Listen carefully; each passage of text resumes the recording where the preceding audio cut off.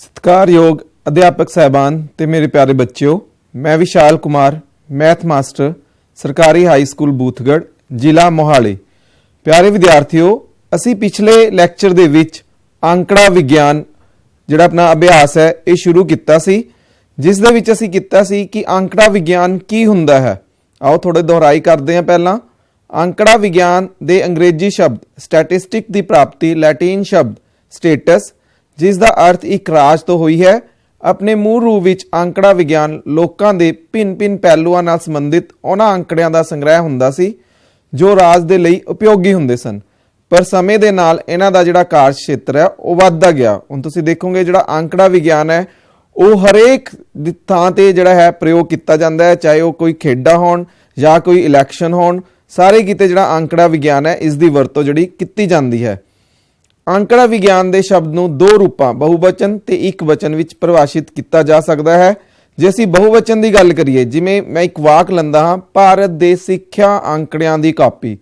इस वाक विच जिहड़ा आंकड़ा विज्ञान नूं बहुवचन रूप विच वरत्या गया है, जिसका अर्थ हुंदा है गुणात्मक आंकड़े, जिवें देश की जनसंख्या, प्रति व्यक्ति राष्ट्रीय आमदन या कुल घरेलू उत्पादन आदि। जे एक वचन की गल करिए, मैं आंकड़ा विज्ञान पढ़ना पसंद करता हाँ, ये सिर्फ मेरे नाल रिलेटिड है। इस वाक विच जिहड़ा आंकड़ा विज्ञान नूं एक वचन के रूप विच वरत्या गया है। ये वो विषय है जो आंकड़े इकट्ठे करन, प्रस्तुत करन, विश्लेषण करन ते अर्थपूर्वक तत्थ कढण नाल संबंधित है।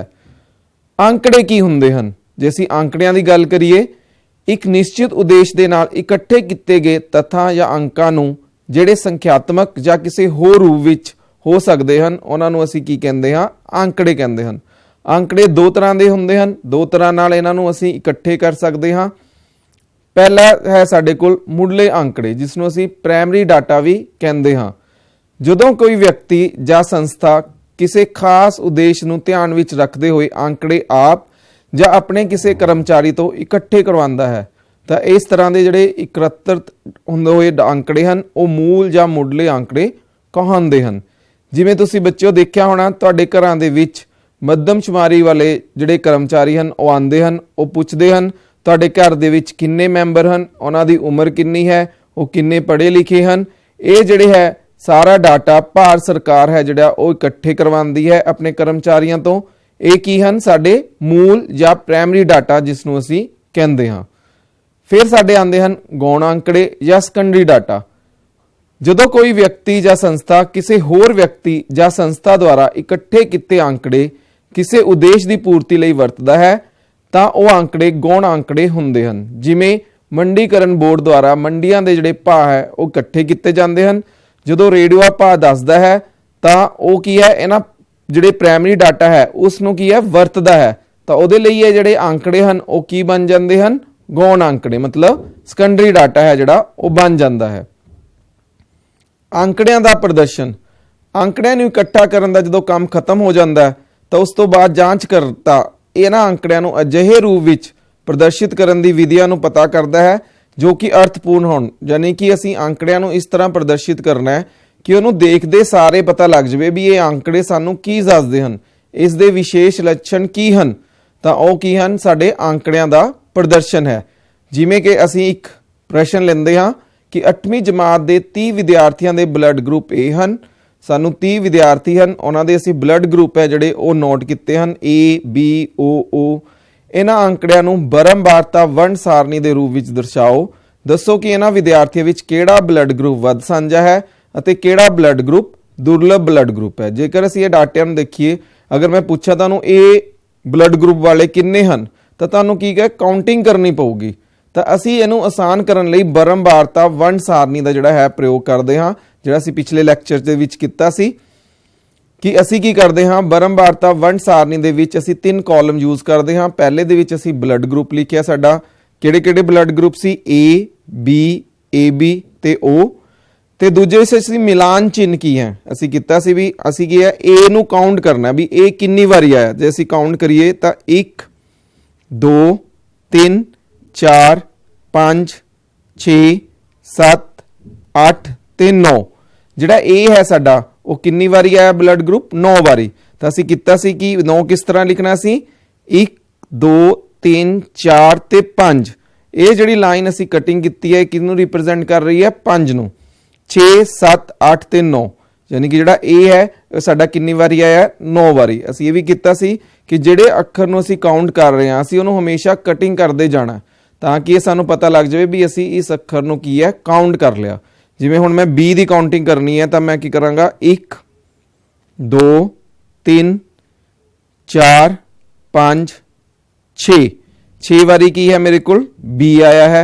ਇੱਦਾਂ ਹੀ AB ਦੀ ਅਗਰ ਅਸੀਂ ਕਾਊਂਟਿੰਗ ਕਰੋਗੇ ਤਾਂ ਉਹ ਕਿੰਨੀ ਵਾਰੀ ਆਇਆ ਸਾਡੇ ਕੋਲ 12 ਵਾਰੀ ਤੇ ਉਹ ਕਿੰਨੀ ਵਾਰੀ ਆਇਆ 3 ਵਾਰੀ।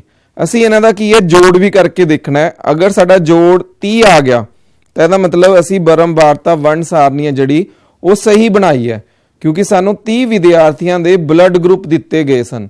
ਜੇਕਰ ਮੰਨ ਲਓ ਤੁਹਾਡਾ ਜਿਹੜਾ ਜੋੜ ਹੈ 29 ਆਂਦਾ ਜਾਂ 31 ਆਂਦਾ ਮਤਲਬ ਜਾਂ ਵੱਧ ਜਾਵੇ 30 ਤੋਂ ਜਾਂ ਘਟ ਜਾਵੇ ਤਾਂ ਇਹਦਾ ਮਤਲਬ ਤੁਹਾਡੀ ਬਰਮਵਾਰਤਾ ਵੰਡ ਸਾਰਣੀ ਹੈ ਜਿਹੜੀ ਉਹ ਠੀਕ ਨਹੀਂ ਬਣੀ। ਤੁਸੀਂ ਆਪਣੇ ਆਨਸਰ ਨੂੰ ਆਪ ਹੀ ਚੈੱਕ ਕਰ ਸਕਦੇ ਹੋ ਕਿ ਅਸੀਂ ਜਿਹੜਾ ਪ੍ਰਸ਼ਨ ਕੀਤਾ ਹੈ ਉਹ ਸਹੀ ਵੀ ਹੈ ਜਾਂ ਗਲਤ ਹੈ। ਹੁਣ ਇਹਦੇ ਵਿੱਚ ਇਹ ਪੁੱਛਿਆ ਗਿਆ ਸੀ ਵੀ ਕਿਹੜਾ ਬਲੱਡ ਗਰੁੱਪ ਸਭ ਤੋਂ ਵੱਧ ਸਾਂਝਾ ਹੈ। ਜੇ ਅਸੀਂ ਦੇਖੀਏ ਤਾਂ AB ਹੈ ਜਿਹੜਾ ਉਹ 12 ਬੱਚਿਆਂ ਦਾ ਬਲੱਡ ਗਰੁੱਪ ਹੈ ਤਾਂ ਅਸੀਂ ਕਹਿ ਸਕਦੇ ਹਾਂ AB ਕੀ ਹੈ ਸਭ ਤੋਂ ਵੱਧ ਸਾਂਝਾ ਹੈ। ਉਹ ਬਲੱਡ ਗਰੁੱਪ ਸਭ ਤੋਂ ਘੱਟ ਬੱਚਿਆਂ ਦਾ ਆਇਆ ਇਸ ਕਰਕੇ ਉਹ ਕੀ ਹੈ ਸਾਡਾ ਦੁਰਲਭ ਬਲੱਡ ਗਰੁੱਪ ਹੈ। ਸਾਡਾ ਅਗਲਾ ਪ੍ਰਸ਼ਨ ਹੈ ਸਾਨੂੰ ਸੈਂਟੀਮੀਟਰਾਂ ਦੇ ਵਿੱਚ 50 ਬੱਚਿਆਂ ਦੀ ਜਿਹੜੀ ਉਚਾਈ ਹੈ ਉਹ ਦਿੱਤੀ ਗਈ ਹੈ। ਹੁਣ ਇਹਨਾਂ ਵਿੱਚ ਅਗਰ ਅਸੀਂ ਦੇਖੀਏ ਤਾਂ ਸਾਡੇ ਡਾਟੇ ਦੀ ਜਿਹੜੀ ਵੇਰੀਏਸ਼ਨ ਆ ਬਹੁਤ ਜ਼ਿਆਦਾ ਹੈ। ਉੱਥੇ ਤਾਂ ਸਾਡੇ ਕੋਲ ਬਲੱਡ ਗਰੁੱਪ ਵਿੱਚ ਸਿਰਫ 4 ਬਲੱਡ ਗਰੁੱਪ ਹੀ ਸਨ ਪਰ ਉਹਦੇ ਸਾਡੇ ਕੋਲ ਜੇ ਅਸੀਂ ਡਾਟਾ ਦੇਖੀਏ ਸਾਡੀ ਜਿਹੜੀ ਵੇਰੀਏਸ਼ਨ ਹੈ ਉਹ 150 ਤੋਂ ਸ਼ੁਰੂ ਹੁੰਦੀ ਹੈ। ਅਗਰ ਅਸੀਂ ਦੇਖੀਏ ਤਾਂ ਸਭ ਤੋਂ ਜਿਹੜਾ ਛੋਟਾ ਅੰਕੜਾ ਹੈ ਸਾਡੇ ਕੋਲ ਉਹ ਕੀ ਹੈ 150 ਹੈ। ਜੇ ਅਸੀਂ ਸਭ ਤੋਂ ਵੱਧ ਅੰਕ ਦੀ ਗੱਲ ਕਰੀਏ ਤਾਂ ਸਭ ਤੋਂ ਵੱਧ ਕਿੰਨਾ ਆ ਰਿਹਾ ਹੈ 173 ਆ ਰਿਹਾ ਤਾਂ ਇਹਦੇ ਵਿੱਚ ਜਿਹੜੀ ਡਾਟੇ ਦੀ ਵੇਰੀਏਸ਼ਨ ਹੈ ਬਹੁਤ ਜ਼ਿਆਦਾ ਹੋ ਜਾਂਦੀ ਹੈ। ਉਹਦੇ ਵਿੱਚ ਅਸੀਂ ਕਿਹਦਾ ਯੂਜ਼ ਕਰਦੇ ਹਾਂ ਵਰਗ ਅੰਤਰਾਲ ਦਾ। ਹੁਣ ਇਹਦੇ 'ਚ ਉਹਨੇ ਕਿਹਾ ਹੈ ਕਿ 160 ਤੋਂ 165 165 ਤੋਂ 170 ਆਦਿ ਵਰਗ ਅੰਤਰਾਲ ਲੈ ਕੇ ਇੱਕ ਵਰਗਾਕ੍ਰਿਤ ਬਰਮਵਾਰਤਾ ਵੰਡ ਸਾਰਣੀ ਬਣਾਓ। ਹੁਣ ਇਹਦਾ ਮਤਲਬ ਇਹ ਨਹੀਂ ਵੀ ਤੁਸੀਂ ਆਪਣਾ ਜਿਹੜਾ ਬਰਮਵਾਰਤਾ ਵੰਡ ਸਾਰਣੀ ਹੈ ਉਹ 160 165 ਤੋਂ ਸ਼ੁਰੂ ਕਰਨੀ ਹੈ ਕਿਉਂਕਿ ਸਭ ਤੋਂ ਛੋਟਾ ਜਿਹੜਾ ਅੰਕੜਾ ਹੈ ਉਹ ਕਿੰਨਾ ਹੈ 150 ਹੈ। ਤਾਂ ਅਸੀਂ ਆਪਣੀ ਬਰਮਵਾਰਤਾ ਵੰਡ ਸਾਰਣੀ ਦੇ ਜਿਹੜੇ ਵਰਗ ਅੰਤਰਾਲ ਹਨ ਉਹ ਇਸ ਤਰ੍ਹਾਂ ਲੈਣੇ ਹਨ ਕਿ 150 ਹੈ ਜਿਹੜਾ ਉਹਦੇ ਵਿੱਚ ਆਉਣਾ ਚਾਹੀਦਾ ਹੈ। ਤਾਂ ਅਸੀਂ ਕੀ ਕਰਦੇ ਹਾਂ ਇਹਦੇ ਵਿੱਚ ਜਦੋਂ ਅਸੀਂ ਵਰਗ ਅੰਤਰਾਲ ਲਏ ਤਾਂ ਅਸੀਂ ਵਰਗ ਅੰਤਰਾਲ ਲਏ 150 ਤੋਂ 155 155 ਤੋਂ 160 160 ਤੋਂ 165 165 ਤੋਂ 170 ਤੇ 170 ਤੋਂ 175। ਹੁਣ ਅਸੀਂ ਇਹ ਵੀ ਕੀਤਾ ਸੀ ਕਿ ਅਗਰ ਅਸੀਂ 150 ਤੋਂ ਲੈ ਕੇ 155 ਦੀ ਗੱਲ ਕਰ ਰਹੇ ਹਾਂ ਤਾਂ ਅਸੀਂ ਇਸ ਦੇ ਵਿੱਚ ਕਿਹੜੇ ਅੰਕੜੇ ਦੇਖਣੇ ਹਨ 150 151 152 153 ਤੇ 154। 155 ਅਸੀਂ ਇਹਦੇ ਵਿੱਚ ਕਾਊਂਟ ਨਹੀਂ ਕਰਨਾ। ਅਗਰ ਅਸੀਂ ਇਹ ਦੇਖੀਏ ਤਾਂ ਸਾਡੇ ਕੋਲ ਕਿੰਨੇ ਆਉਂਦੇ ਹਨ 12 ਅੰਕੜੇ ਆਉਂਦੇ ਹਨ। ਇੱਦਾਂ 155 ਤੋਂ 160 ਮਤਲਬ ਅਸੀਂ 155 156 157 158 159 ਇਹਨਾਂ ਨੂੰ ਕਾਊਂਟ ਕਰਨਾ ਹੈ। ਇਹ ਕਿੰਨੇ ਅੰਕੜੇ ਆਉਂਦੇ ਹਨ ਸਾਡੇ 9। ਫਿਰ ਅਗਲੇ ਸਾਡੇ ਕਿੰਨੇ ਹਨ 14। 165 ਤੋਂ 170 ਦੇ ਵਿੱਚ ਕਿੰਨੇ ਹਨ 10 ਅੰਕੜੇ ਹਨ ਤੇ 170 ਤੇ 175 ਦੇ ਵਿੱਚ ਕਿੰਨੇ ਅੰਕੜੇ ਹਨ 5 ਹਨ। ਜੇ ਅਸੀਂ ਇਹਨਾਂ ਦਾ ਕੁੱਲ ਜੋੜ ਦੇਖੀਏ ਤਾਂ ਸਾਡਾ ਕੁੱਲ ਜੋੜ ਕਿੰਨਾ ਬਣਦਾ ਹੈ 50। ਸਾਨੂੰ ਅਗਰ ਪ੍ਰਸ਼ਨ ਦੇ ਵਿੱਚ ਦੇਖੀਏ ਤਾਂ 50 ਵਿਦਿਆਰਥੀਆਂ ਦੀ ਹੀ ਉਚਾਈ ਦਿੱਤੀ ਗਈ ਸੀ ਤਾਂ ਅਸੀਂ ਕਹਿ ਸਕਦੇ ਹਾਂ ਅਸੀਂ ਜਿਹੜੀ ਬਰਮਵਾਰਤਾ ਵੰਡ ਸਾਰਣੀ ਜਿਹੜੀ ਇਹ ਬਣਾਈ ਹੈ ਇਹ ਸਾਡੀ ਬਿਲਕੁਲ ਕੀ ਹੈ ਸਹੀ ਹੈ। ਅੰਕੜਿਆਂ ਦਾ ਅਲੇਖੀ ਨਿਰੂਪਣ। ਹੁਣ ਅੰਕੜਿਆਂ ਦਾ ਅਲੇਖੀ ਨਿਰੂਪਣ ਕੀ ਹੁੰਦਾ ਹੈ? ਅਸੀਂ ਕਹਿੰਦੇ ਹਾਂ ਕਿ ਇੱਕ ਚਿੱਤਰ 1000 ਸ਼ਬਦਾਂ ਨਾਲੋਂ ਉੱਤਮ ਹੁੰਦਾ ਹੈ। ਤੁਸੀਂ ਇੱਕ ਚਿੱਤਰ ਬਣਾ ਦਿਓ ਜਾਂ 1000 ਸ਼ਬਦ ਲਿਖ ਦਿਓ ਤਾਂ ਇੱਕ ਚਿੱਤਰ ਹੈ ਜਿਹੜਾ ਉਹ 1000 ਸ਼ਬਦਾਂ ਨੂੰ ਕੀ ਹੈ ਐਕਸਪਲੇਨ ਕਰਦਾ ਹੈ। ਤਾਂ ਅਕਸਰ ਅਲੱਗ-ਅਲੱਗ ਮੰਦਾਂ ਦੀ ਤੁਲਨਾ ਨੂੰ ਅਲੇਖ ਦੀ ਸਹਾਇਤਾ ਨਾਲ ਅਸੀਂ ਚੰਗੀ ਤਰ੍ਹਾਂ ਕੀ ਹੈ ਦਰਸਾ ਸਕਦੇ ਹਾਂ। ਤਦ ਵਾਸਤਵਿਕ ਅੰਕੜਿਆਂ ਦੀ ਜਿਹੜੀ ਤੁਲਨਾ ਹੈ ਉਹ ਹੋਰ ਵੀ ਕੀ ਹੋ ਜਾਂਦੀ ਹੈ ਸਰਲ ਹੋ ਜਾਂਦੀ ਹੈ। ਤਾਂ ਸਾਡੇ ਅੰਕੜਿਆਂ ਦੇ ਅਲੇਖੀ ਨਿਰੂਪਣ ਦੇ ਵਿੱਚ ਕਿਹੜੀਆਂ ਸਾਡੇ ਕੋਲ ਆਉਂਦੇ ਹਨ ਉਹਨਾਂ ਵਿੱਚ ਅਸੀਂ ਸਭ ਤੋਂ ਪਹਿਲਾਂ ਕਰਦੇ ਹਨ ਛੜ ਚਾਰਟ ਜਾਂ ਜਿਸ ਨੂੰ ਅਸੀਂ ਬਾਰ ਗ੍ਰਾਫ ਵੀ ਕਹਿੰਦੇ ਹਾਂ। ਛੜ ਗ੍ਰਾਫ ਅੰਕੜਿਆਂ ਦਾ ਸਚਿੱਤਰਨ ਨਿਰੂਪਣ ਹੁੰਦਾ ਹੈ ਜਿਸ ਵਿੱਚ ਆਮ ਤੌਰ ਤੇ ਇੱਕ ਧੁਰੇ x ਧੁਰੇ ਤੇ ਇੱਕ ਚਲ ਨੂੰ ਪ੍ਰਗਟਾਉਣ ਲਈ ਸਮਾਨ ਚੌੜਾਈ ਵਾਲੇ ਛੜ ਖਿੱਚੇ ਜਾਂਦੇ ਹਨ ਜਿਨ੍ਹਾਂ ਵਿਚਕਾਰ ਬਰਾਬਰ ਦੂਰੀ ਹੈ ਜਿਹੜੀ ਉਹ ਛੱਡੀ ਜਾਂਦੀ ਹੈ। ਚਲ ਦੇ ਦੂਜੇ ਧੁਰੇ ਤੇ ਯਾਨੀ ਕਿ ਵਾਈ ਧੁਰੇ ਤੇ ਦਰਸਾਏ ਜਾਂਦੇ ਹਨ ਅਤੇ ਛੜਾਂ ਦੀ ਜਿਹੜੀ ਉਚਾਈ ਹੈ ਚਲਾਂ ਦੇ ਮੁੱਲਾਂ ਤੇ ਨਿਰਭਰ ਕਰਦੀ ਹੈ। ਜਿਵੇਂ ਕਿ ਮੇਰੇ ਕੋਲ ਕਿਸੇ ਵਿਦਿਆਰਥੀ ਦੇ 4 ਜਿਹੜੇ ਹੈਗੇ ਪ੍ਰੀਖਿਆਵਾਂ FA1 FA2 FA3 ਤੇ FA4 ਦੇ ਵਿੱਚ ਪ੍ਰਾਪਤ ਅੰਕ ਹਨ 9 12 15 ਤੇ 19। ਮੈਂ ਇਸ ਨੂੰ ਛੜ ਰੂਪ ਦੇ ਵਿੱਚ ਦਿਖਾਣਾ ਹੈ ਤਾਂ ਮੈਂ ਕੀ ਕਰਾਂਗਾ, ਜਿਹੜਾ ਮੇਰਾ X ਧੁਰਾ ਹੈ ਉਸ ਦੇ ਵਿੱਚ ਮੈਂ ਕੀ ਲਈਆਂ ਹਨ, ਪ੍ਰੀਖਿਆਵਾਂ ਲਈਆਂ ਹਨ ਤੇ ਜਿਹੜਾ ਮੇਰਾ Y ਧੁਰਾ ਹੈ ਉਹਦੇ ਵਿੱਚ ਮੈਂ ਕੀ ਕਰ ਰਹੇ ਹਨ, ਪ੍ਰਾਪਤ ਅੰਕ। ਮੇਰੇ ਜਿਹੜੇ ਵੱਧ ਤੋਂ ਵੱਧ ਪ੍ਰਾਪਤ ਅੰਕ ਹਨ ਉਹ 19 ਹਨ। ਮੈਂ ਕੀ ਕਰਦਾ ਹਾਂ, ਇੱਕ ਜਿਹੜੀ ਇਕਾਈ ਹੈ ਉਹ ਕਿੰਨੇ 5 ਦੇ ਬਰਾਬਰ ਲੈਂਦਾ ਹਾਂ। ਤਾਂ FA1 ਦੇ ਵਿੱਚ ਉਸ ਵਿਦਿਆਰਥੀ ਦੇ ਕਿੰਨੇ ਅੰਕ ਹਨ, 9। ਤਾਂ ਮੈਂ ਕੀ ਕਰਦਾ ਹਾਂ ਕਿ ਜਿਹੜਾ ਛੜ ਗ੍ਰਾਫ ਦੀ ਉਚਾਈ ਹੈ ਉਹ ਮੈਂ ਕਿੰਨੀ ਰੱਖੀ ਹੈ, 9 ਰੱਖੀ ਹੈ। ਇਸੇ ਤਰ੍ਹਾਂ FA2 ਦੇ ਵਿੱਚ ਉਹਦੇ 12 ਅੰਕ ਹਨ ਤਾਂ FA2 ਦੇ ਜਿਹੜੀ ਛੜ ਦੀ ਜਿਹੜੀ ਉਚਾਈ ਹੈ ਉਹ ਮੈਂ ਕਿੰਨੀ ਰੱਖੀ ਹੈ, 12। ਇਹਨਾਂ ਦੋਨੇ ਛੜ ਗ੍ਰਾਫ ਅਗਰ ਅਸੀਂ ਦੇਖੀਏ ਕਿ ਇਹਨਾਂ ਦੋਨਾਂ ਦੇ ਵਿੱਚ ਦੀ ਸਾਰਿਆਂ ਦੇ ਵਿੱਚ ਦੀ ਜਿਹੜੀ ਦੂਰੀ ਹੈ ਉਹ ਕੀ ਹੈ, ਸਾਡੀ ਸਮਾਨ ਹੈ। ਇਦਾਂ ਹੀ FA3 ਦੇ ਵਿੱਚ ਉਹਦੇ ਕਿੰਨੇ ਅੰਕ ਹਨ, 15 ਤੇ FA4 ਦੇ ਵਿੱਚ ਕਿੰਨੇ ਅੰਕ ਹਨ, 19। ਤਾਂ ਅਸੀਂ ਉਹਦੇ ਕਲਰ ਵੀ ਅਲੱਗ-ਅਲੱਗ ਕਰ ਸਕਦੇ ਹਾਂ। ਅਸੀਂ ਹਰੇਕ ਛੜ ਦਾ ਜਿਹੜਾ ਕਲਰ ਹੈ ਉਸ ਨੂੰ ਅਲੱਗ-ਅਲੱਗ ਰੰਗਾਂ ਦੇ ਨਾਲ ਵੀ ਦਰਸਾ ਸਕਦੇ ਹਨ ਔਰ ਇਹ ਮੈਂ ਆਸਾਨੀ ਨਾਲ ਦੱਸ ਸਕਦਾ ਹਾਂ ਕਿ ਉਸ ਵਿਦਿਆਰਥੀ ਦੇ FA4 ਦੇ ਵਿੱਚ ਸਭ ਤੋਂ ਵੱਧ ਅੰਕ ਹਨ ਤੇ FA1 ਦੇ ਵਿੱਚ ਕੀ ਹੈ, ਸਭ ਤੋਂ ਘੱਟ ਅੰਕ ਹਨ। ਇੱਦਾਂ ਹੀ ਸਾਡਾ ਇੱਕ ਦੋਹਰਾ ਛੜ ਗ੍ਰਾਫ ਹੁੰਦਾ ਹੈ। ਅਗਰ ਅਸੀਂ ਮੰਨ ਲਓ 2 ਚੀਜ਼ਾਂ ਦੀ ਤੁਲਨਾ ਕਰਨੀ ਹੈ ਤਾਂ ਅਸੀਂ ਉਸ ਦੇ ਵਿੱਚ ਕੀ ਯੂਜ਼ ਕਰਦੇ ਹਾਂ, ਦੋਹਰਾ ਛੜ ਗ੍ਰਾਫ ਹੈ ਜਿਹੜਾ ਉਸ ਦੀ ਵਰਤੋਂ ਕਰਦੇ ਹਾਂ। ਜਿਵੇਂ ਕਿ ਮੇਰੇ ਕੋਲ ਹੁਣ 2 ਵਿਦਿਆਰਥੀ ਹਨ, ਇੱਕ ਮੀਨਾ ਤੇ ਹੀਨਾ। ਉਹਨਾਂ ਦੇ FA1 FA2 FA3 ਤੇ FA4 ਦੇ ਵਿੱਚ ਜਿਹੜੇ ਅੰਕ ਹਨ ਉਹ ਦਿੱਤੇ ਗਏ ਹਨ। ਮੈਂ ਕੀ ਕਰਨਾ, ਹੁਣ ਦੋਨਾਂ ਦਾ ਜਿਹੜਾ ਛੜ ਗ੍ਰਾਫ ਹੈ ਇੱਕੋ ਗ੍ਰਾਫ ਦੇ ਉੱਪਰ ਬਣਾਉਣਾ ਹੈ ਤਾਂ ਇਸ ਨੂੰ ਅਸੀਂ ਕੀ ਬੋਲਦੇ ਹਾਂ, ਦੋਹਰਾ ਛੜ ਗ੍ਰਾਫ। ਔਰ ਇਹ ਮੈਂ ਕਿਹਾ ਕਿ ਜਿਹੜਾ ਪੀਲਾ ਰੰਗ ਹੈ ਉਹ ਮੀਨਾ ਦੇ ਅੰਕ ਤੇ ਜਿਹੜਾ ਹਰਾ ਰੰਗ ਹੈ ਉਹ ਕਿਹਦੇ, ਹੀਨਾ ਦੇ ਅੰਕਾਂ ਨੂੰ ਪ੍ਰਦਰਸ਼ਿਤ ਕਰ ਰਿਹਾ ਹੈ। ਜੇ ਅਸੀਂ FA1 ਦੀ ਗੱਲ ਕਰੀਏ, ਮੀਨਾ ਦੇ ਅੰਕ 9 ਹਨ ਤੇ ਹੀਨਾ ਦੇ ਅੰਕ ਕਿੰਨੇ ਹਨ, 10। ਇਦਾਂ ਹੀ FA2 ਦੀ ਅਗਰ ਅਸੀਂ ਗੱਲ ਕਰੀਏ ਤਾਂ ਇਹਦੇ ਵਿੱਚ ਮੀਨਾ ਦੇ ਅੰਕ ਕਿੰਨੇ ਹਨ, 12 ਤੇ ਹੀਨਾ ਦੇ ਕਿੰਨੇ ਹਨ, 15। FA3 ਦੇ ਵਿੱਚ ਮੀਨਾ ਦੇ ਅੰਕ 15 ਹਨ ਤੇ ਹੀਨਾ ਦੇ ਅੰਕ ਕਿੰਨੇ ਹਨ, 13। ਤੇ FA4 ਦੀ ਅਗਰ ਗੱਲ ਕਰੀਏ ਤਾਂ ਮੀਨਾ ਦੇ ਅੰਕ 19 ਹਨ ਤੇ ਹੀਨਾ ਦੇ ਅੰਕ ਕਿੰਨੇ ਹਨ, 18 ਹਨ।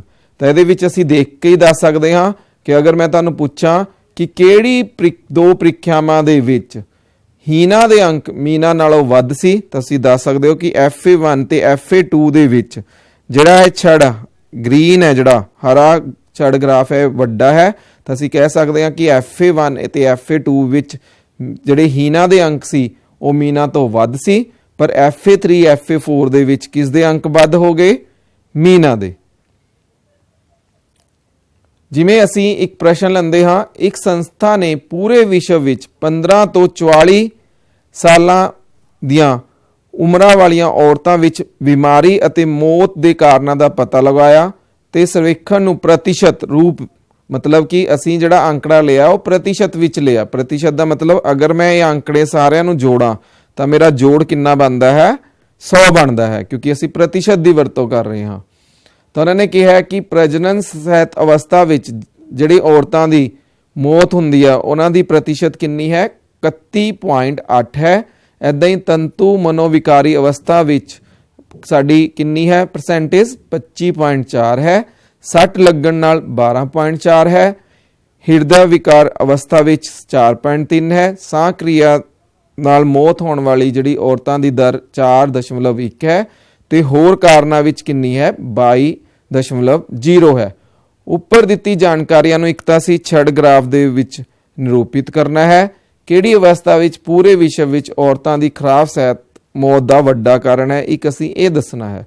ਤਾਂ ਅਸੀਂ ਇਹਦੇ ਲਈ ਕੀ ਕਰਦੇ ਹਾਂ, ਪਹਿਲਾਂ ਤਾਂ ਅਸੀਂ ਪੈਮਾਨਾ ਲੈਣਾ। ਅਸੀਂ ਪੈਮਾਨਾ Y ਧੁਰੇ ਤੇ ਇੱਕ ਵੰਡਾ ਖੰਡ ਹੈ ਜਿਹੜਾ ਉਹ 1 ਸੈਂਟੀਮੀਟਰ ਕਿਸ ਨੂੰ ਦਰਸਾ ਰਿਹਾ ਹੈ, 5% ਨੂੰ। ਯਾਨੀ ਕਿ ਇਹ ਸਾਡਾ ਇੱਕ ਜਿਹੜਾ ਵੱਡਾ ਪੈਮਾਨਾ ਹੈ। ਇਹਦੇ ਵਿੱਚ ਅਸੀਂ ਕੀ ਲਿੱਤਾ ਹੈ, 0 ਤੋਂ ਲੈ ਕੇ 5 ਤੱਕ, ਯਾਨੀ ਕਿ ਇਹ ਕਿੰਨੇ ਨੂੰ ਦਰਸਾ ਰਿਹਾ ਹੈ, 5% ਨੂੰ ਦਿਖਾ ਰਿਹਾ। ਯਾਨੀ ਕਿ ਹਰੇਕ ਜਿਹੜਾ ਇਹ ਖੰਡ ਹੈ ਕਿੰਨੇ ਪ੍ਰਤੀਸ਼ਤ ਨੂੰ ਦਿਖਾ ਰਿਹਾ ਹੈ, 5% ਨੂੰ। ਹੁਣ ਅਸੀਂ ਇਹ ਕਿੱਥੇ तक लिया 35 तक, क्योंकि साड़ी सब तो वड्डी जिहड़ी कीमत है वो किन्नी है 31.8 है। एक्स तुरे ते असी की लिते हैं कारण लिते हैं, ते वाई तुरे ते असी मौत दी जिहड़ी है दर दी प्रतिशत है जिहड़ी वो लिती है। जेकर असी देखिए हुण प्रजनन सहित अवस्था विच जिहड़ा छड़ ग्राफ है उसकी जिहड़ी हाइट है वो किन्नी है 31.8 है। तंतु मनोविकारी अवस्था विच किन्नी है 25.4 है। सट लगन नाल 12.4, हिरदे अवस्था नाल जिहड़ी 4.3, सवास नाल किन्नी है 4.1 ते होर कारणां नाल जिहड़ी दर है साडी वो किन्नी है 22.0 है। ਅਸੀਂ ਹੁਣ ਇਸ ਛੜ ਗ੍ਰਾਫ ਨੂੰ ਦੇਖ ਕੇ ਦੱਸ ਸਕਦੇ ਹਾਂ ਕਿ ਪ੍ਰਜਨਨ ਸਹਿਤ ਅਵਸਥਾ ਵਿੱਚ ਮਰਨ ਵਾਲੀ ਔਰਤਾਂ ਦੀ ਜਿਹੜੀ ਦਰ ਹੈ ਉਹ ਕੀ ਹੈ, ਸਭ ਤੋਂ ਵੱਧ ਹੈ। ਸਾਡਾ ਇੱਕ ਹੋਰ ਪ੍ਰਸ਼ਨ ਲੈਂਦੇ ਹਾਂ। ਭਾਰਤੀ ਸਮਾਜ ਦੇ ਵਿਭਿੰਨ ਖੇਤਰਾਂ ਵਿੱਚ ਪ੍ਰਤੀ 1000 ਲੜਕੀਆਂ ਤੇ ਲੜਕਿਆਂ ਦੀ ਨਿਕਟਤਮ 10 ਤੱਕ ਦੀ ਜਿਹੜੇ ਸੰਖਿਆ ਦੇ ਅੰਕੜੇ ਹੇਠ ਲਿਖੇ ਦਿੱਤੇ ਗਏ ਹਨ। ਯਾਨੀ ਕਿ 1000 ठीक है लड़कियां ते 1000 लड़कियां की जिहड़ी संख्या का है साडे कोल वो किन्नी है 940 है। अनुसूचित जनजाति लई 970 है। गैर अनुसूचित जाति जनजाति लई 920, पिछड़े जिले हैगे 950, गैर पिछड़े जिले 920, पेंडू 930 है ते शहरी 910 है। उपर दिती गई सूचनावां नूं एक तां असीं छड़ ग्राफ दे रूप विच दर्शाना है। तुसीं इस लेख तो किहड़े-किहड़े जिहड़े सिੱਟੇ ਹਨ ਉਹ ਕੱਢ ਸਕਦੇ ਹੋ। तो इस दे लई भी अगर असी करना है, सब तो पहला तो असी की करना है पैमाना जरूर लेना है। हुण इहदे च असी पैमाना जिहड़ा ले रहे हाँ 1 सेंटीमीटर वो किस नूं दिखा रहा है 100 लड़कियां नूं दिखा रहा है। तो असी ये 100 का जिहड़ा हैगा गैप लिता है, क्योंकि साडा जिहड़ी कीमत है वो किन्नी है 900 ते उपर है। इस करके असी 0 तो लेके 1000 तक एक्स धुरे ते की लिती है साडा मुल लिता है, ते एक्स धुरे ते की लिते हैं असी खेतर लिते हैं। तो इस दे विच असी अगर देखिए तो अनुसूचित जाति लई साडे किन्ने सी 940, असी जिहड़ी हाइट है वो कित्थे तक रखी है 940 तक रखी है। ऐदां ही अनुसूचित जनजाति लई साडे कोल 970, गैर अनुसूचित जाति लई 920 है, पिछड़े जिले लई 950 है, गैर पिछड़े जिले 920, पेंडू साडे कोल 930 है ते 910। ਤੁਸੀਂ ਇਸ ਦਾ ਜ਼ਰੂਰ ਖਿਆਲ ਰੱਖਣਾ ਹੈ ਕਿ ਇਹਨਾਂ ਦੇ ਵਿੱਚ ਦਾ ਜਿਹੜਾ ਗੈਪ ਹੈ ਉਹ ਕੀ ਹੋਣਾ ਚਾਹੀਦਾ ਹੈ, ਬਿਲਕੁਲ ਬਰਾਬਰ ਹੋਣਾ ਚਾਹੀਦਾ ਹੈ। ਇਸ ਦੇ ਲਈ ਤੁਸੀਂ ਗ੍ਰਾਫ ਪੇਪਰ ਦੀ ਜਿਹੜੀ ਹੈ ਵਰਤੋਂ ਵੀ ਕਰ ਸਕਦੇ ਹੋ, ਕਿਉਂਕਿ ਉਸ ਦੇ ਵਿੱਚ ਜਿਹੜੇ ਖਾਨੇ ਬਣੇ ਹੋਏ ਹੁੰਦੇ ਹਨ ਉਹਦੇ ਵਿੱਚ ਤੁਹਾਨੂੰ ਜਿਹੜੀ ਇਹਨਾਂ 'ਚ ਦੂਰੀ ਲੈਣ ਦੀ ਵੀ ਜਿਹੜੀ ਹੈ ਔਖੀ ਨਹੀਂ ਆਵੇਗੀ। ਜਿੱਦਾਂ ਸਾਡਾ ਅਗਲਾ ਪ੍ਰਸ਼ਨ ਹੈ ਕਿ ਇੱਕ ਰਾਜ ਦੀ ਵਿਧਾਨ ਸਭਾ ਦੀਆਂ ਚੋਣਾਂ ਵਿੱਚ ਵੱਖ-ਵੱਖ ਰਾਜਨੀਤਿਕ ਪਾਰਟੀਆਂ ਦੁਆਰਾ ਜਿੱਤੀਆਂ ਗਈਆਂ ਸੀਟਾਂ ਦਾ परिणाम ਨਤੀਜੇ ਹੇਠ ਦਿੱਤੇ ਗਏ ਹਨ। ਰਾਜਨੀਤਿਕ ਪਾਰਟੀਆਂ ਹਨ ਕਿ A ਪਾਰਟੀ ਨੂੰ 75 ਸੀਟਾਂ ਜਿੱਤੀਆਂ, B ਪਾਰਟੀ ਨੇ 55 ਸੀਟਾਂ, C ਪਾਰਟੀ ਨੇ 37, D ਪਾਰਟੀ ਨੇ 29, E ਪਾਰਟੀ ਨੇ 10 ਤੇ F ਪਾਰਟੀ ਨੇ 37। ਪਿਆਰੇ ਵਿਦਿਆਰਥੀਓ, ਜਦੋਂ ਵੀ ਕੋਈ ਪ੍ਰਸ਼ਨ ਕਰਨਾ ਤਾਂ ਪਹਿਲਾਂ ਉਹ ਪ੍ਰਸ਼ਨ ਨੂੰ ਚੰਗੀ ਤਰ੍ਹਾਂ ਪੜ੍ਹ ਲਓ, ਕਿਉਂਕਿ ਪੜ੍ਹਨ ਤੋਂ ਬਾਅਦ ਸਾਨੂੰ ਪਤਾ ਲੱਗ ਜਾਂਦਾ ਕਿ ਉਸ ਪ੍ਰਸ਼ਨ ਦੇ ਵਿੱਚ ਅਸੀਂ ਕਰਨਾ ਕੀ ਹੈ। ਤਾਂ ਉੱਪਰ ਦਿੱਤੀ ਗਈ ਸੂਚਨਾਵਾਂ ਨੂੰ ਇੱਕ ਤਾਂ ਅਸੀਂ ਕੀ ਕਰਨਾ ਹੈ ਛੜ ਗ੍ਰਾਫ ਦੇ ਵਿੱਚ ਨਿਰੂਪਿਤ ਕਰਨਾ ਹੈ। ਦੂਜਾ ਅਸੀਂ ਦੱਸਣਾ ਹੈ ਕਿਸ ਪਾਰਟੀ ਨੇ ਸਭ ਤੋਂ ਵੱਧ ਜਿਹੜੀਆਂ ਸੀਟਾਂ ਹਨ ਉਹ ਲਿੱਤੀਆਂ ਹਨ। ਤਾਂ ਇਸ ਦੇ ਵਿੱਚ ਵੀ ਅਸੀਂ ਕੀ ਕਰਾਂਗੇ, ਸਭ ਤੋਂ ਪਹਿਲਾਂ ਪੈਮਾਨਾ ਸਾਡਾ ਅਸੀਂ ਵਾਈ ਧੁਰੇ ਤੇ ਇੱਕ ਵੱਡਾ ਜਿਹੜਾ ਖੰਡ ਹੈ ਉਹ ਕਿੰਨੀ ਸੀਟਾਂ ਨੂੰ ਦਿਖਾ ਰਿਹਾ ਹੈ 10 ਸੀਟਾਂ ਨੂੰ ਦਿਖਾ ਰਿਹਾ ਹੈ। ਅਸੀਂ ਐਕਸ ਧੁਰੇ ਤੇ ਕੀ ਲੈ ਰਹੇ ਹਾਂ, ਪਾਰਟੀਆਂ ਦਾ ਨਾਂ ਲੈ ਰਹੇ ਹਾਂ, ਤੇ ਵਾਈ ਧੁਰੇ ਤੇ ਅਸੀਂ ਕੀ ਲੈ ਰਹੇ ਹਾਂ, ਮੁੱਲ ਲੈ ਰਹੇ ਹਾਂ। अगर असी देखिए कि ए पार्टी ने 75 सीटां लईआं तां असी इस जिहड़ी छड़ दी हाइट है वो किन्नी रखी है 75 रखी है। बी पार्टी ने किन्नियां सीटां लईआं हन 55, इस करके असी इसदी जिहड़ी हाइट है वो किन्नी रखी है 55। सी पार्टी ने किन्नियां सीटां लईआं हन 37, तां असी इसदी जिहड़ी हाइट है वो किन्नी रखी है 37 रखी है। डी पार्टी ने किन्नियां सीटां लईआं हन 29, ई पार्टी ने 10 ते एफ पार्टी ने 37। अगर असी इस चित्र ਨੂੰ देख के पूछिए कि की रिप्रजेंट कर रहा तो तुसी बिल्कुल दस सकते हो कि ये राजनीतिक पार्टियां द्वारा जित्तियां गई सीटां का जिहड़ा परिणाम या नतीजा है।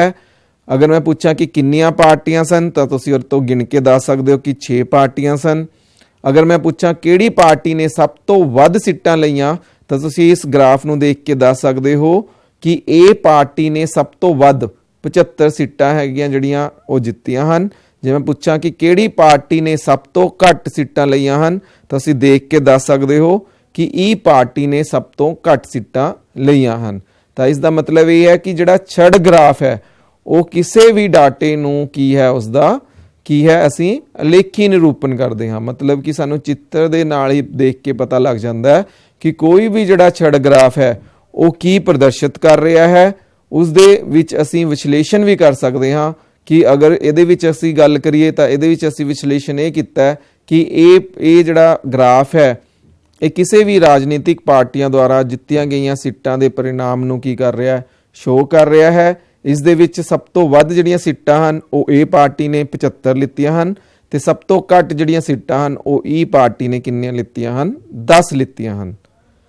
ਆਇਤ ਚਿੱਤਰ ਸਾਡਾ ਅਗਲਾ ਅਲੇਖੀ ਨਿਰੂਪਣ ਕਿਹੜਾ ਹੈ, ਆਇਤ ਚਿੱਤਰ ਹੈ। ਇਹ ਲਗਾਤਾਰ ਵਰਗ ਅੰਤਰਾਲ ਦੇ ਲਈ ਪ੍ਰਯੋਗ ਕੀਤੇ ਛੜ ਗ੍ਰਾਫ ਦੀ ਤਰ੍ਹਾਂ ਨਿਰੂਪਣ ਕਰਨ ਦਾ ਇੱਕ ਰੂਪ ਹੈ।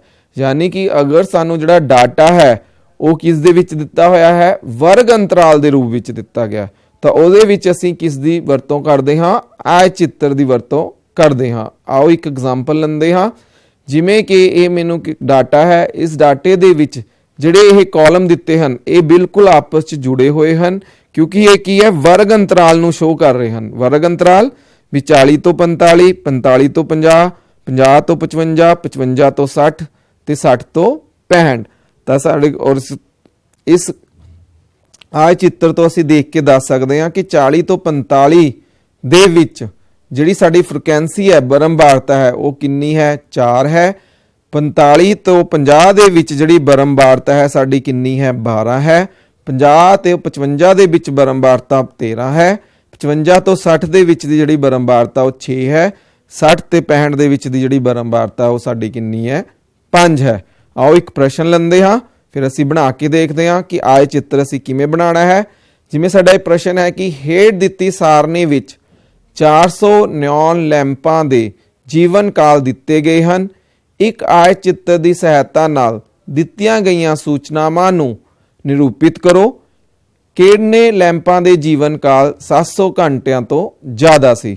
ਸਾਨੂੰ ਕੀ ਹੈ, ਨਿਓਨ ਲੈਂਪ ਯਾਨੀ ਕਿ ਜਿਹੜੇ ਘਰਾਂ ਦੇ ਵਿੱਚ ਲੈਂਪ ਲੱਗੇ ਹੁੰਦੇ ਹਨ ਉਹਨਾਂ ਦਾ ਜੀਵਨ ਕਾਲ ਦਿੱਤਾ ਗਿਆ ਹੈ ਕਿ ਉਹ ਲੈਂਪ ਜਿਹੜੇ 300 ਤੋਂ ਲੈ ਕੇ 400 ਘੰਟਿਆਂ ਤੱਕ ਚੱਲਦੇ ਹਨ ਉਹ ਲੈਂਪਾਂ ਦੀ ਸੰਖਿਆ ਕਿੰਨੀ ਹੈ, 14 ਹੈ। ਉਹ ਲੈਂਪ ਜਿਨ੍ਹਾਂ ਦਾ ਜੀਵਨ ਕਾਲ 400 ਤੋਂ ਲੈ ਕੇ 500 ਘੰਟਿਆਂ ਤੱਕ ਹੈ ਉਹਨਾਂ ਦੀ ਗਿਣਤੀ ਜਿਹੜੀ ਹੈਗੀ ਹੈ ਉਹ ਕਿੰਨੀ ਹੈ, 56 ਹੈ। ਇੱਦਾਂ ਹੀ 500 ਤੋਂ ਲੈ ਕੇ 600 ਤੱਕ ਜਿਹੜੇ ਲੈਂਪਾਂ ਦਾ ਜੀਵਨ ਕਾਲ ਹੈ ਉਹ ਕਿੰਨਾ ਹੈ, 60 ਹੈ। ਇੱਦਾਂ ਹੀ 600 ਤੋਂ ਲੈ ਕੇ 700 ਤੱਕ ਘੰਟਿਆਂ ਤੱਕ ਜਿਨ੍ਹਾਂ ਦਾ ਜੀਵਨ ਕਾਲ ਹੈ ਉਹ ਕਿੰਨੇ ਹਨ, 86 ਹਨ। 700 ਤੋਂ ਲੈ ਕੇ 800 ਤੱਕ 74 ਹਨ। 800 ਤੋਂ ਲੈ ਕੇ 900 ਘੰਟਿਆਂ ਤੱਕ ਕਿੰਨੇ ਹਨ, ਸਾਡੇ ਕੋਲ 62 ਹਨ। ਤੇ ਉਹ ਲੈਂਪ ਜਿਨ੍ਹਾਂ ਦਾ ਜੀਵਨ ਕਾਲ 900 ਤੋਂ ਲੈ ਕੇ 1000 ਘੰਟਿਆਂ ਦੇ ਵਿਚਕਾਰ ਹੈ ਉਹ ਕਿੰਨੇ ਹਨ, 48 ਹਨ।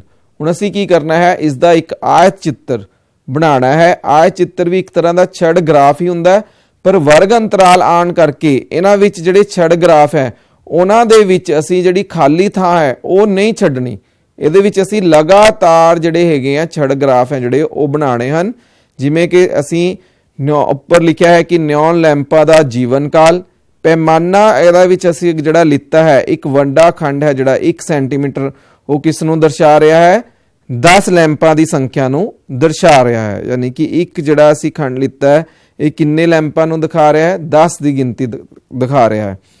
ਹੁਣ ਅਸੀਂ ਅਗਰ ਗੱਲ ਕਰੀਏ ਕਿ 300 ਤੋਂ ਲੈ ਕੇ 400 ਦੇ ਵਿਚਕਾਰ ਸਾਡੇ 14 ਲੈਂਪ ਸੀ ਤਾਂ ਅਸੀਂ ਜਿਹੜੀ ਇਹ ਹਾਈਟ ਹੈ ਇਹ ਕਿੱਥੇ ਤੱਕ ਰੱਖੀ ਹੈ, 14 ਤੱਕ ਰੱਖੀ ਹੈ। ਇੱਦਾਂ ਹੀ 400 ਤੋਂ ਲੈ ਕੇ 500 ਤੱਕ ਨਿਓਨ ਲੈਂਪਾਂ ਦੀ ਜਿਹੜੀ ਗਿਣਤੀ ਸੀ ਉਹ ਕਿੰਨੀ ਸੀਗੀ, 56। ਇਸ ਕਰਕੇ ਅਸੀਂ ਇਹਦੀ ਜਿਹੜੀ ਹਾਈਟ ਹੈ ਉਹ ਕਿੰਨੀ ਰੱਖੀ ਹੈ, 56। 500 ਤੋਂ ਲੈ ਕੇ 600 ਦੇ ਵਿਚਕਾਰ ਨਿਓਨ ਲੈਂਪਾਂ ਦੀ ਜਿਹੜੀ ਸੰਖਿਆ ਹੈ ਉਹ ਕਿੰਨੀ ਸੀ, 60 ਸੀ। 600 ਤੇ 700 ਦੇ ਵਿੱਚ ਕਿੰਨੀ ਸੀ, 86। 700 ਤੋਂ 800 ਦੇ ਵਿੱਚ ਅਸੀਂ 74। ਤਾਂ ਅਸੀਂ ਜਿਹੜੀ ਹਾਈਟ ਹੈ ਇਹ ਨਹੀਂ ਵੀ ਅਗਰ ਹਾਈਟ ਸਾਡੀ 74 ਹੈ ਤੁਸੀਂ ਇਹਨੂੰ ਜਿੱਥੇ ਮਰਜ਼ੀ ਲੈ ਜਾਓ, ਤੁਸੀਂ ਹਾਈਟ ਹੈ ਜਿਹੜੀ ਅਸੀਂ ਪੂਰੀ ਜਿਹੜੀ ਕੈਲਕੂਲੇਸ਼ਨ ਹੈ ਉਸ ਦੇ ਅਕੋਰਡਿੰਗ ਹੀ ਲੈਣੀ ਹੈ। ਵੀ ਅਗਰ 74 ਕਰੀ ਹੈ ਤਾਂ ਅਸੀਂ 74 ਹੀ ਲੈਣੀ ਹੈ। ਜੇ 62 ਹੈ ਤਾਂ ਅਸੀਂ ਉਹਦੀ 62 ਹੀ ਲੈਣੀ ਹੈ। ਜੇ 48 ਹੈ ਤਾਂ ਅਸੀਂ 48 ਹੀ ਲੈਣੀ ਹੈ। ਹੁਣ ਇਸ ਦੇ ਵਿੱਚ ਸਾਨੂੰ ਇਹ ਪ੍ਰਸ਼ਨ ਪੁੱਛਿਆ ਗਿਆ ਸੀ कि किन्ने लैंपां दा जीवन काल है जिहड़ा ਉਹ 700 ਘੰਟਿਆਂ ਤੋਂ ਜ਼ਿਆਦਾ ਹੈ। ਤਾਂ ਅਗਰ ਅਸੀਂ ਇਹਦੇ ਵਿੱਚ ਦੇਖੀਏ ਤਾਂ 700 ਇਹ ਹੈ, ਤਾਂ ਇਹ ਜਿਹੜੇ ਬੱਲਬ ਹਨ, ਲੈਂਪ ਹਨ, ਇਹਨਾਂ ਸਾਰਿਆਂ ਦਾ ਜੀਵਨ ਕਾਲ 700 ਘੰਟਿਆਂ ਤੋਂ ਜ਼ਿਆਦਾ ਹੈ। ਅਗਰ ਅਸੀਂ ਦੇਖੀਏ ਤਾਂ ਇਹ ਕਿੰਨੇ ਹਨ, 74 ਜਮਾ 62 ਜਮਾ 48। ਅਸੀਂ ਇਹਨਾਂ ਨੂੰ ਜੋੜ ਸਕਦੇ ਹਾਂ।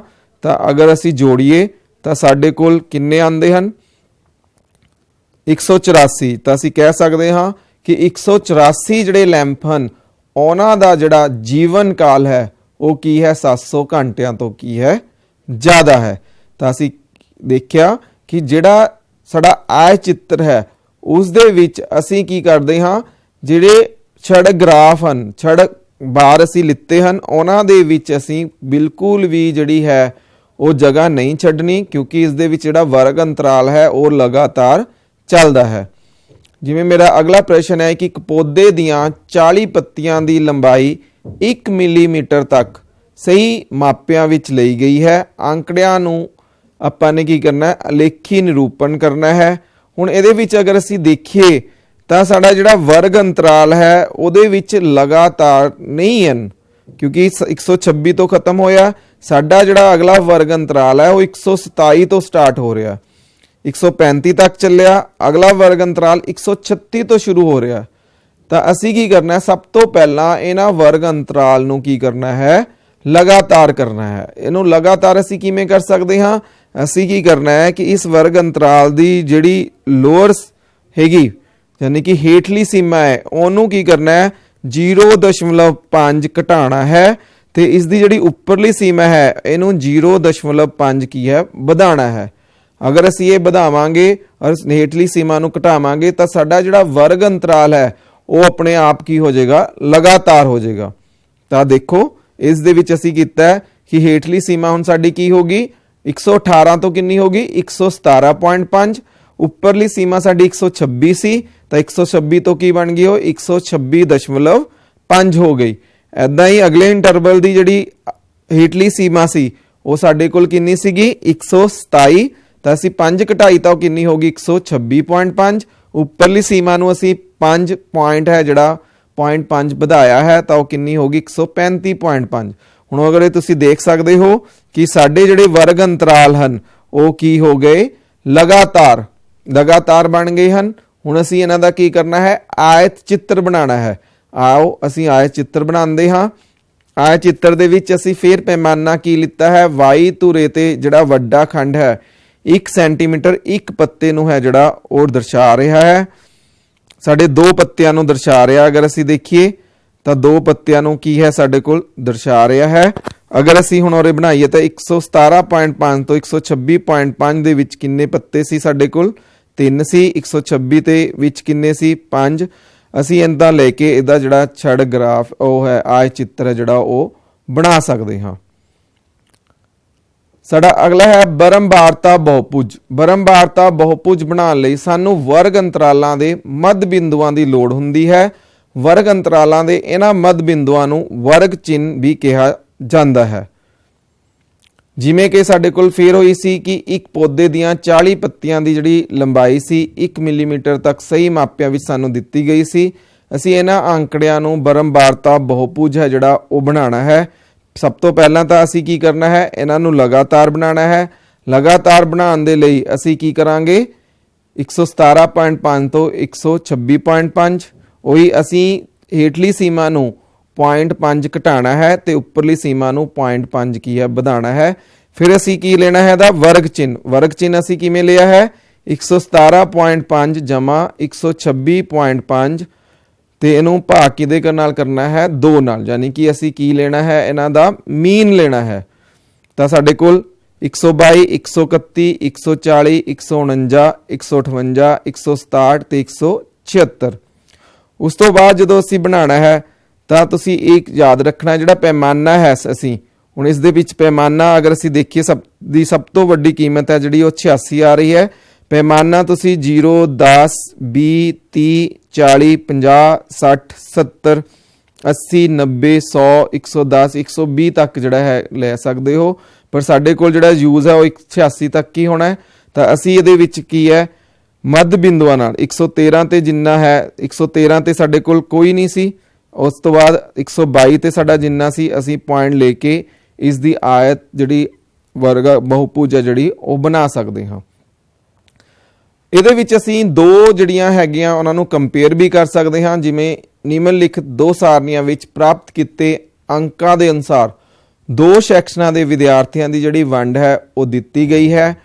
ਦੋ ਬਰਮਬਾਰਤਾ ਬਹੁਭੁਜਾਂ ਦੀ ਸਹਾਇਤਾ ਨਾਲ ਇੱਕ ਹੀ ਗ੍ਰਾਫ ਉੱਤੇ ਦੋਵੇਂ ਸੈਕਸ਼ਨਾਂ ਦੇ ਵਿਦਿਆਰਥੀਆਂ ਦੁਆਰਾ ਪ੍ਰਾਪਤ ਅੰਕਾਂ ਨੂੰ ਨਿਰੂਪਿਤ ਕਰੋ। ਦੋਨੇ ਬਹੁਭੁਜਾਂ ਦਾ ਅਧਿਐਨ ਕਰਕੇ ਦੋਨੇ ਸੈਕਸ਼ਨਾਂ ਦਾ ਜਿਹੜੇ ਪ੍ਰਦਰਸ਼ਨਾਂ ਦੀ ਜਿਹੜੀ ਅਸੀਂ ਤੁਲਨਾ ਹੈ ਉਹ ਕਰਨੀ ਹੈ। ਜੇਕਰ ਹੁਣ ਅਸੀਂ ਉਰੇ ਦੇਖੀਏ ਕਿ ਸਾਡੇ ਕੋਲ ਇਹ ਸੈਕਸ਼ਨ ਦੇ ਵਿੱਚ 0 ਤੋਂ 10 ਦੇ ਵਿੱਚ ਜਿੰਨੀ ਬਰਮਬਾਰਤਾ ਹੈ ਸਾਡੇ ਅੰਕ ਹਨ ਉਹ ਕਿੰਨੇ ਹਨ? 3 ਵਿਦਿਆਰਥੀ ਹਨ। 10 ਤੋਂ 20 ਤੱਕ ਜਿਨ੍ਹਾਂ ਦੇ ਅੰਕ ਸਨ ਉਹ 9 ਵਿਦਿਆਰਥੀ ਹਨ। 20 ਤੋਂ 30 ਦੇ ਵਿੱਚ 17 ਹਨ। 30 ਤੋਂ 40 ਦੇ ਵਿੱਚ ਕਿੰਨੇ ਹਨ? 12 ਹਨ। 40 ਤੋਂ 50 ਦੇ ਵਿੱਚ ਕਿੰਨੇ ਹਨ? ਸਾਡੇ ਕੋਲ 9 ਹਨ। ਇੱਦਾਂ ਹੀ 20 ਸੈਕਸ਼ਨ ਦੇ ਸਾਡੇ ਕੋਲ ਦਿੱਤੇ ਗਏ ਹਨ ਅੰਕ। ਇਹ ਦੋ ਬਰਮਬਾਰਤਾ ਬਹੁਭੁਜ ਦੀ ਸਹਾਇਤਾ ਨਾਲ ਇੱਕ ਹੀ ਗ੍ਰਾਫ ਉੱਤੇ ਅਸੀਂ ਦੋਨੇ ਸੈਕਸ਼ਨਾਂ ਦੁਆਰਾ ਪ੍ਰਾਪਤ ਅੰਕਾਂ ਨੂੰ ਨਿਰੂਪਿਤ ਕਰਨਾ ਹੈ ਤੇ ਦੋਨੇ ਬਹੁਭੁਜਾਂ ਦਾ ਅਧਿਐਨ ਕਰਕੇ ਦੋਨੇ ਸੈਕਸ਼ਨਾਂ ਦੀ ਪ੍ਰਦਰਸ਼ਨਾਂ ਦੀ ਕੀ ਕਰਨੀ ਹੈ? ਤੁਲਨਾ ਕਰਨੀ ਹੈ। ਤਾਂ ਅਸੀਂ ਕੀ ਕਰਦੇ ਹਾਂ? ਪੈਮਾਨਾ x ਧੁਰੇ ਤੇ 1 ਸੈਂਟੀਮੀਟਰ ਸਾਨੂੰ ਕਿਸ ਨੂੰ ਦਿਖਾ ਰਿਹਾ ਹੈ? 10 ਅੰਕਾਂ ਨੂੰ ਦਿਖਾ ਰਿਹਾ ਹੈ। y ਧੁਰੇ ਤੇ ਅਸੀਂ 1 ਸੈਂਟੀਮੀਟਰ ਕੀ ਦਿਖਾ ਰਿਹਾ ਹੈ? 2 ਵਿਦਿਆਰਥੀਆਂ ਨੂੰ ਕੀ ਹੈ ਦਿਖਾ ਰਿਹਾ ਹੈ। ਤਾਂ ਅਸੀਂ ਕੀ ਹੈ 0 ਤੋਂ 5 10 ਅਸੀਂ ਕੀ ਹੈ ਦੇਖੋ 0 ਤੋਂ 10 ਤੱਕ ਸੀ। ਇਸ ਦਾ ਜਿਹੜਾ ਮੱਧ ਬਿੰਦੂ ਸੀ ਉਹ ਕਿੰਨਾ ਸੀ? ਸਾਡੇ ਕੋਲ 5 ਸੀ। ਇਦਾਂ ਹੀ 10 ਤੇ 20 ਦੇ ਵਿਚਕਾਰ ਸਾਡੇ ਕੋਲ ਕਿੰਨਾ ਆ ਗਿਆ? 15। 20 ਅਤੇ 30 ਦੇ ਵਿਚਕਾਰ ਦਾ ਜਿਹੜਾ ਮੱਧ ਬਿੰਦੂ ਹੈ ਸਾਡਾ ਕਿੰਨਾ ਹੈ? 25। ਇਸੇ ਤਰ੍ਹਾਂ 30 ਅਤੇ 40 ਦੇ ਵਿਚਕਾਰ ਦਾ ਸਾਡੇ ਕੋਲ ਕਿੰਨਾ ਹੈ? 35 ਹੈ। 40 ਤੇ 50 ਦੇ ਵਿੱਚ ਦਾ ਜਿਹੜਾ ਮੱਧ ਬਿੰਦੂ ਹੈ ਸਾਡਾ ਕਿੰਨਾ ਹੈ? 45 ਹੈ। ਤਾਂ ਅਗਰ ਅਸੀਂ ਇਹਦੇ ਵਿੱਚ ਦੇਖੀਏ ਕਿ A ਸੈਕਸ਼ਨ ਦੇ ਵਿੱਚ ਸਾਡੇ ਕੋਲ ਕਿੰਨੇ ਸੀ? 3 ਸੀ ਤੇ B ਸੈਕਸ਼ਨ ਦੇ ਵਿੱਚ ਕਿੰਨੇ ਸੀ? 5। ਤਾਂ ਇਹਦੇ ਵਿੱਚ ਅਸੀਂ ਕਿੰਨੇ ਲਏ ਹਨ? A ਸੈਕਸ਼ਨ ਦੇ ਵਿੱਚ ਜਿਹੜਾ A ਹੈ ਸਾਨੂੰ A ਸੈਕਸ਼ਨ ਦਿਖਾ ਰਿਹਾ ਹੈ। ਜਿਹੜਾ ਲਾਲ ਹੈ ਉਹ ਸਾਨੂੰ B ਸੈਕਸ਼ਨ ਦਿਖਾ ਰਿਹਾ। ਤਾਂ ਅਸੀਂ ਇਹਦੇ ਵਿੱਚ ਕਿੰਨੇ ਲਏ ਹਨ? 3 ਤੇ ਦੂਜੇ ਵਿੱਚ ਕਿੰਨੇ ਲਏ ਹਨ? 5। ਅਗਰ ਅਸੀਂ ਇਹ ਬਿੰਦੂਆਂ ਨੂੰ ਲਗਾਉਂਦੇ ਜਾਈਏ ਤਾਂ ਅਸੀਂ ਕੀ ਹੈ ਇਹਨਾਂ ਬਿੰਦੂਆਂ ਨੂੰ ਬਾਅਦ ਚ ਕੀ ਕਰਨਾ ਹੈ? ਤੁਸੀਂ ਨੇ ਆਪਸ ਚ ਜੁਆਇੰਟ ਕਰਨਾ ਹੈ ਤੇ ਇਹ ਜਿਹੜੀ ਸਾਡੀ ਬਣੀ ਹੈ ਇਹ ਸਾਡੀ ਕੀ ਹੈ? ਬਹੁਭੁਜ ਬਣ ਗਈ। ਤਾਂ ਅਸੀਂ ਦੇਖੀਏ ਤਾਂ ਜਿਹੜਾ A ਦਾ ਜਿਹੜਾ ਪ੍ਰਦਰਸ਼ਨ ਹੈ ਉਹ ਪਹਿਲਾਂ ਤਾਂ ਇੱਕ ਪੀਕ ਤੱਕ ਗਿਆ ਤੇ ਫਿਰ ਉਹ ਘਟਦਾ ਗਿਆ। ਪਰ ਜਿਹੜਾ B ਸੈਕਸ਼ਨ ਦਾ ਹੈ ਉਸ ਦਾ ਜਿਹੜਾ ਪ੍ਰਦਰਸ਼ਨ ਹੈ ਅੰਤ ਵਿੱਚ ਜਾ ਕੇ ਬਿਲਕੁਲ ਹੀ ਕੀ ਹੈ? ਡਾਊਨ ਹੋ ਗਿਆ। ਤਾਂ ਅਸੀਂ ਦੇਖਿਆ ਕਿ ਆਇਤ ਬਹੁਭੁਜ ਨਾਲ ਅਸੀਂ ਕਿਸੇ ਵੀ ਦੋ ਜਿਹੜੇ ਹੈਗੇ ਆ ਉਹਨਾਂ ਨੂੰ ਕੀ ਕਰ ਸਕਦੇ ਹਾਂ? ਅਸੀਂ ਤੁਲਨਾ ਕਰ ਸਕਦੇ ਹਾਂ। ਤਾਂ ਪਿਆਰੇ ਬੱਚਿਓ ਅੱਜ ਅਸੀਂ ਦੇਖਿਆ ਕਿ ਅਸੀਂ ਅੰਕੜਿਆਂ ਨੂੰ ਅਲੇਖੀ ਨਿਰੂਪਣ ਕਿਵੇਂ ਕਰ ਸਕਦੇ ਹਾਂ। ਅਲੇਖੀ ਨਿਰੂਪਣ ਦੇ ਵਿੱਚ ਅਸੀਂ ਇੱਕ ਤਾਂ ਛੜ ਗ੍ਰਾਫ ਕੀਤਾ ਕਿ ਛੜ ਗ੍ਰਾਫ ਦੇ ਨਾਲ ਕਿਸੇ ਵੀ ਡਾਟੇ ਨੂੰ ਅਸੀਂ ਕਿਸ ਤਰ੍ਹਾਂ ਦਰਸਾ ਸਕਦੇ ਹਾਂ। ਉਸ ਤੋਂ ਬਾਅਦ ਅਸੀਂ ਦੋਹਰਾ ਛੜ ਗ੍ਰਾਫ ਵੀ ਕੀਤਾ। ਉਸ ਦੇ ਬਾਅਦ ਅਗਰ ਸਾਨੂੰ ਵਰਗ ਅੰਤਰਾਲ ਦਿੱਤੇ ਹੋਣ ਤਾਂ ਉਹ ਵਰਗ ਅੰਤਰਾਲਾਂ ਦੀ ਹੈਲਪ ਦੇ ਨਾਲ ਅਸੀਂ ਆਇਤ ਚਿੱਤਰ ਕਿਵੇਂ ਬਣਾ ਸਕਦੇ ਹਾਂ। ਉਸ ਤੋਂ ਬਾਅਦ ਅਸੀਂ ਦੇਖਿਆ ਕਿ ਅਗਰ ਸਾਨੂੰ ਵਰਗ ਅੰਤਰਾਲ ਦਿੱਤੇ ਗਏ ਹਨ ਤਾਂ ਅਸੀਂ ਆਇਤ ਬਹੁਭੁਜ ਹੈ ਜਿਹੜਾ ਉਹ ਕਿਵੇਂ ਬਣਾ ਸਕਦੇ ਹਾਂ। ਮੈਨੂੰ ਆਸ ਹੈ ਕਿ ਅੱਜ ਵਾਲਾ ਜਿਹੜਾ ਲੈਕਚਰ ਹੈ ਤੁਹਾਨੂੰ ਬਿਲਕੁਲ ਸਮਝ ਆਇਆ ਹੋਵੇਗਾ ਤੇ ਤੁਸੀਂ ਘਰ ਜਾ ਕੇ ਇਹਨਾਂ ਨਾਲ ਸੰਬੰਧਿਤ ਜਿਹੜੇ ਪ੍ਰਸ਼ਨ ਹਨ ਉਹ ਆਪਣੀ ਅਭਿਆਸ ਦੀ ਵਿੱਚੋਂ ਜ਼ਰੂਰ ਕਰਕੇ ਦੇਖੋਗੇ। ਤੇ ਅਗਰ ਤੁਹਾਨੂੰ ਕੋਈ ਵੀ ਉਹਦੇ ਵਿੱਚ ਪ੍ਰੋਬਲਮ ਆਉਂਦੀ ਹੈ ਤਾਂ ਤੁਸੀਂ ਆਪਣੇ ਟੀਚਰ ਦੇ ਨਾਲ ਜਿਹੜਾ ਕੰਸਰਨ ਕਰ ਸਕਦੇ ਹੋ। ਧੰਨਵਾਦ।